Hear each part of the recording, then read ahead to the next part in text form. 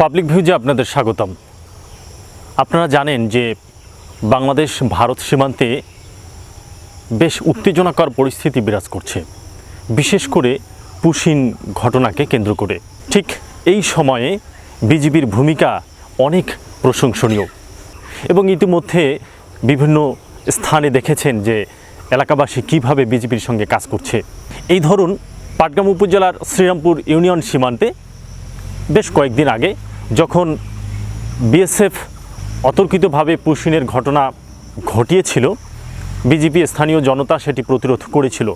কিন্তু দুঃখের বিষয়, ভারতীয় গণমাধ্যম, বিশেষ করে সীমান্তে যে সকল ভারতীয় গণমাধ্যম রয়েছে, সি নিউজ, রিপাবলিক বাংলা, তারা আসলে এত বেশি নির্লজ্জের মতো মিথ্যা তথ্য ছড়াচ্ছে যেটি আসলে গণমাধ্যমের জন্য লজ্জার।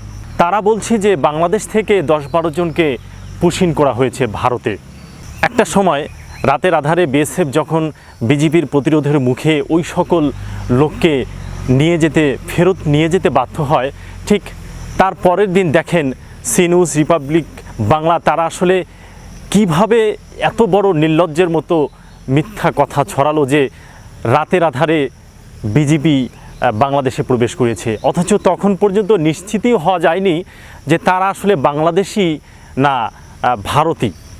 এটি কিন্তু বাংলাদেশের পক্ষ থেকে বলা হয়েছিল যে আপনারা আপনাদের যে লোকগুলোকে আমাদের বাংলাদেশের কথা বলছেন সেগুলো আইডেন্টিফাই করেন, তারপর আমরা জাস্টিফাই করব যে আসলে বাংলাদেশের তারা নাগরিক কিনা। কিন্তু তারা দেখেন এই যে সারা দেশে বিভিন্ন সীমান্তে এই খেলাগুলো খেলছে এবং পরবর্তীতে মিডিয়ার মাধ্যমে নির্লজ্জের মতো এই মিথ্যা ভুয়া প্রোপাগান্ডা তারা ছড়াচ্ছেন, এটি কিন্তু সত্যি খুবই দুঃখজনক এবং হতাশার।